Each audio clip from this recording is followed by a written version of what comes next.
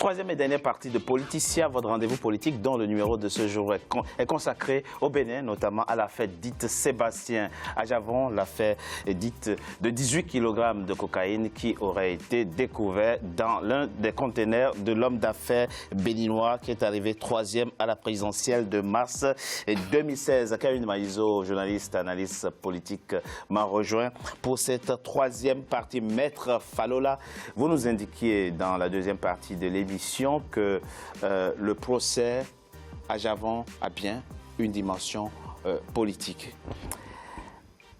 Alors, remettons-nous en contexte. Nous sommes en 2016. L'homme obtient, comme je l'ai dit, 23% des suffrages au premier tour.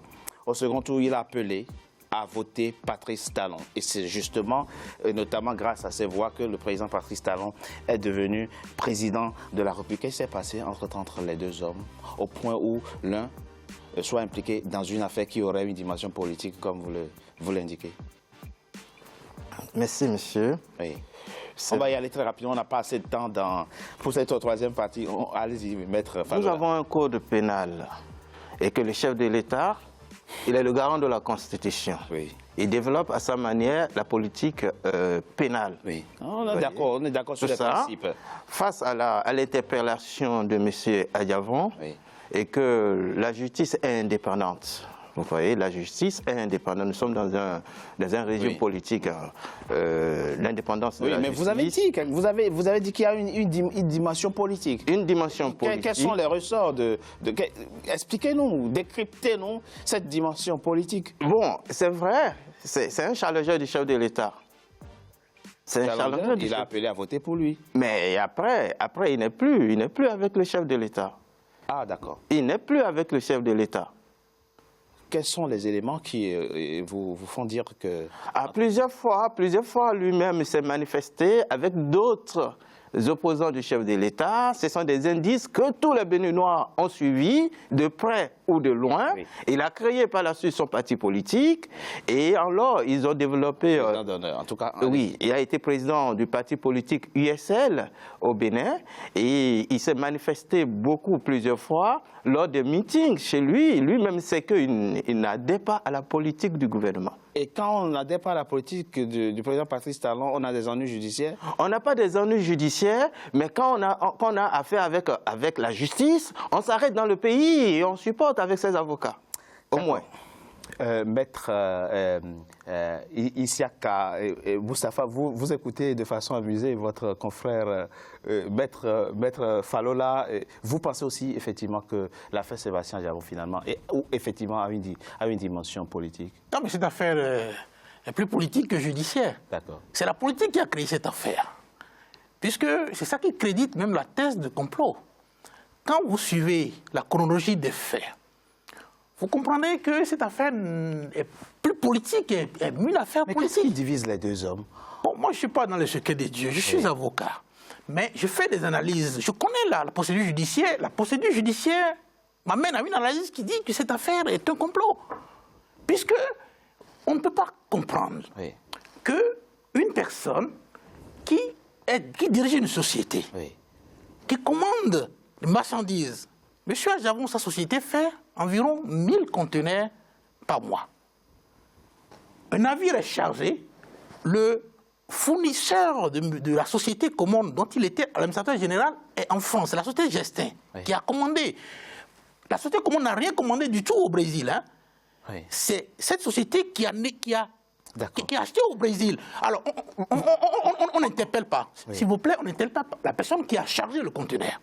On n'interpelle pas la personne qui l'a transporté. On n'interpelle pas la personne qui l'a gardé. Et on va prendre celui qui dirige une société qui n'a jamais eu en main le conteneur. Qui n'a jamais réceptionné. On le garde pendant 8 jours. On a fait le maximum. Après la relace, le président de la République a fait une sortie au lendemain, à Paracoucou du meeting, et a pratiquement menacé sur une affaire qui vient d'obtenir une décision de relace. C'est dit qu'il a abouti à une décision de relace pour dire a fini son propos pas à bon entendeur salut. Et après ça, il y a eu une émission sur RFI de Alain Foucault où il a été pratiquement menacé. Alors qu'en ce moment, il a bénéficié d'une décision de menace. Et les événements qui ont suivi, à savoir fermeture des chaînes de radio, fermeture de terminal à conteneurs, fermeture de... Tout ça mis ensemble, ça montre qu'il y a... C'est un acharnement contre un opposant. Mais il y a un point positif. Je viens à vous tout de suite, tout à l'heure. Et je voudrais, parce que mon confrère est revenu à plusieurs fois dessus, il dit qu'il aurait dû rester dans le pays. Non. M. Adjavon était déjà sorti du pays avant la convocation. Et l'article 428 du Code de procédure béninois lui permet de demander à être jugé en son absence et de se faire représenter par ses avocats. Tout comme ça a été le cas aussi pour l'actuel président. Donc c'est un respect. Quand il était impliqué. Voilà, c'est un respect. C'est sur le fondement. C'est sur le fondement des dispositions du Code qu'il a utilisé cette possibilité. C'est l'ancien code. L'actuel, cette disposition dont je fais l'état n'a jamais été modifiée. L'article 400. Mais il y a un élément positif dans l'affaire, et je le souligne souvent, et c'est très important de respecter, d'avoir du respect pour nos magistrats, pour ceux qui animent l'appareil judiciaire dans nos pays, parce qu'il y en a qui font correctement leur travail avec conscience et un sens élevé de responsabilité. La relace. Oui. Un juge béninois a pu prononcer quand même la relace. Bénéfice du doute, insuffisance de preuves. Ça donne des moyens d'être fiers de votre justice. Non, nous sommes fiers de notre justice. Ce que nous condamnons... On peut même dire qu'une justice, excusez-moi maître, réellement aux ordres ne prononce pas la relace. Oui, mais il n'y a pas eu de levée de bouclier. Encore que nous, on aurait pu souhaiter une relace pure et simple. Et c'est d'ailleurs pour ça que lorsque la décision est devenue définitive, M. Adjavon a déposé une plainte. Pour savoir comment... Il a déposé une plainte avec constitution de partie civile pour qu'on recherche les personnes qui ont brisé les scellés. Et ça n'a jamais abouti. Mais cette plainte a été bloquée par le procureur général, qui sont directement sous le ministre de la Justice. Donc on l'empêche, alors qu'il a voulu savoir. Parce que lorsqu'un conteneur, ce qui certifie l'intégrité d'un conteneur, c'est les plombs. Oui, c'est ça. Depuis un certain temps, M. Adjavon a demandé que les conteneurs dont il est destinataire soient scellés avec 2 plombs. Les 2 plombs ont été enlevés, on l'a remplacé par le plomb d'une autre ligne maritime.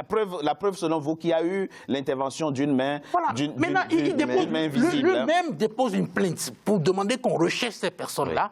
Et c'est le parquet et le parquet général qui ont fait des procédures contre.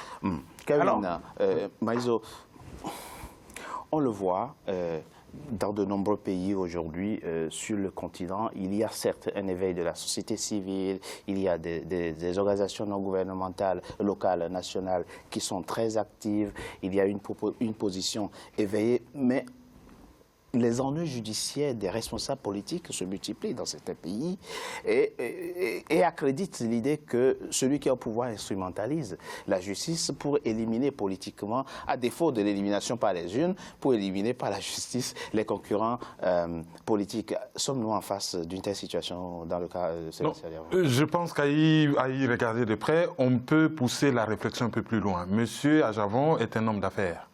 Et l'actuel président aussi est un homme d'affaires. Donc, il peut y avoir aussi une action du monde économique.